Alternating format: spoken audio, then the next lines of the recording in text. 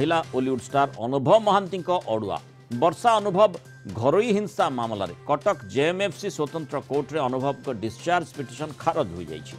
मामलार कौन से आधार नथिबा दर्शाई अनुभव पक्षर डिस्चार्ज पिटिशन दाखल करा वर्षा पक्षर 2020 मसीह पुरीघाट थाना अनुभव एवं तांको दुई जन सहयोगी सुजित दलई और खगेन्द्र प्रसाद साहू विरोध में मानसिक शारीरिक निर्यातना धमक चमक देवा आदि अभियोग नहीं एतला दि जाइथिला। अनुभव को डिस्चार्ज पिटिशन को सरकारी आईनजीवी पक्षर विरोध करा वर्षा अभियोग संपर्कित आवश्यक तथ्य प्रमाण थिबा दर्शाई सरकारी एपीपी।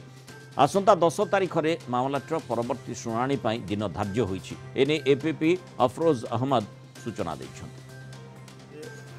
अनुभव महांती एमपी एवं तांकर दुई सहयोगी तरफ वकिल आसिकी लाने डिफेन्स काउंसिल से माने तांकर डिस्चार्ज पिटिशन सबमिट कले एवं से माने दर्शाइले तांकर आर्गुमेंट रखिले आ कोर्ट को प्रेयर कले जे एई केस रे जे इन्फॉर्मेंट वर्षा प्रियदर्शनी ई केस से मिथ्या केस करिसंती एवं जेते साक्षी गुड़ाक मिथ्या अभियोग अच्छी। वर्षा तरफ आम स्टेट प्रोसिक्यूशन मु काली सफिशिएंट ग्राउंड थिबा हेतु मु कोर्ट को भेमिनेटली ऑब्जेक्ट कली। आम कोर्ट को भेमिनेटली ऑब्जेक्ट कलु जे सफिशिएंट एविडेंस अच्छी मटेरियल विटनेसेस गुड़ाक सेठी कहिसंती सीजर हेची आउ से बेसिस रे तांको अनुभव महांती एवं दुई को एक्यूज्ड को चार्ज फ्रेम करा जो आउ से आधार रे मान्यवर अदालत आज तार दुई पक्षर ऑर्डर पर रिजर्व रखी एवं आज मान्यवर अदालत तांकर डिस्चार्ज पिटिशन को रिजेक्ट कले। Discharge petition Anubhav Mohanty reject हो जाए। Bibhuti Sahoo Kalinga TV zonal head आम सहित जोड़ी होती अधिक आलोचना करवा। विभूति अनुभव अड़ुआ परिस्थिति जमीती माने थमिबार ना नेउ नाही कारण गोटे पटे राजनैतिक दृष्टिकोण से निजको अधिक सुदृढ़ करने चेष्टा करुछंती किंतु वर्तमान पर्यंत सेठी स्पष्टता मिली नाही। एपटे तांको छाड़पत्र जदियो मिल जाइथिला किंतु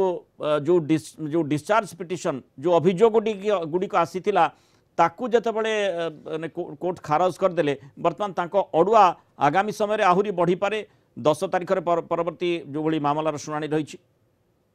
देखो मोनाल निश्चिंत अड़ुआ तो बढ़ी सांसद सुपरस्टार अनुभव महांती ये प्रथम कथा आम दर्शक मन में प्रश्न आसुव तो डिवोर्स हो गला अनुभव वर्षा भितर पुणी ए मामला कौन जो पारिवारिक विवाद आसूची पारिवारिक बा परस्पर परस्पर ठारू अलग होगा चाहूँगी बह विच्छेद करने को चाहूँगी छाड़पत्र देवा चाहूँगी ता भितर किसी घरोई हिंसा डोमेस्टिक भायोलेंस बा क्रिमिनाल ऑफेंस रो कथा आसी क्रिमिनाल मामला हेची ताले से मामला किंतु चलिबो। तो से दृष्टि ए मामलाटी जहाँ वर्षा प्रियदर्शिनी पुरीघाट थाना रे अनुभव महांती एवं तांकर दुई सहयोगी ना 2020 मसीह तेणु से मामलाटी वर्तमान विचाराधीन रही कोर्ट रे। एवं एठी आउ गोटे कथा मु आपको सूचना देवा चाहूँगी एठी कटकर स्वतंत्र जेएमएफसी अदालत रे मामलार शुणाणी चली। स्वतंत्र जेएमएफसी अदालत कहीं ना मान्यवर सुप्रीम कोर्ट गोटे निर्देश देइचंती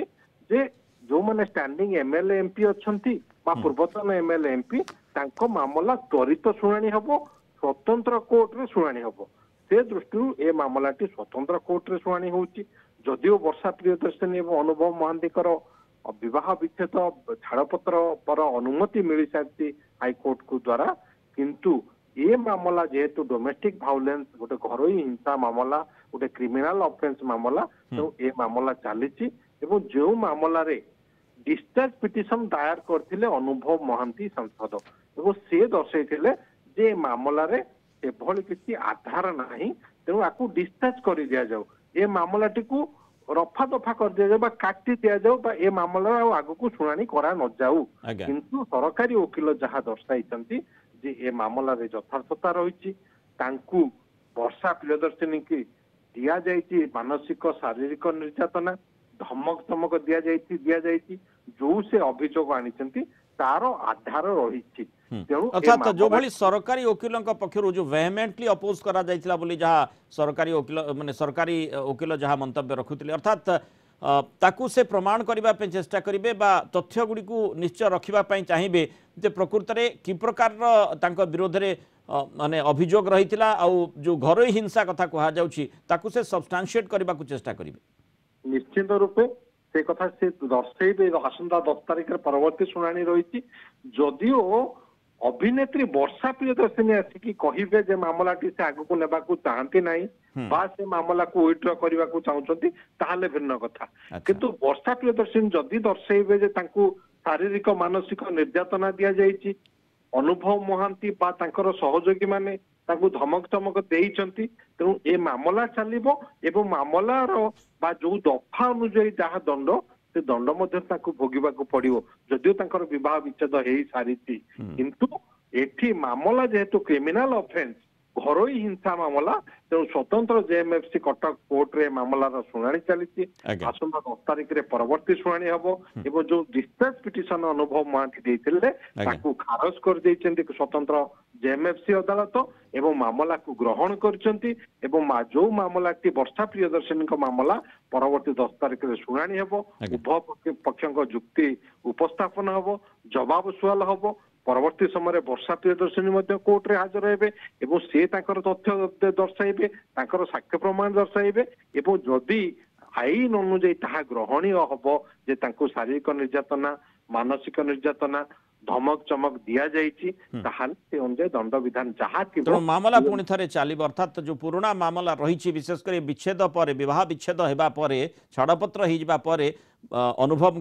अड़ुआ वर्तमान पर्यंत तुटू ना जो घरोई हिंसा मामला पूर्व विरोध में वर्षा प्रियदर्शिनी आनी से मामला पुणी थे चलो 10 तारिख में शुणाणी रही ए बाबद बहुत धन्यवाद विभूति साहू आलोचन रही।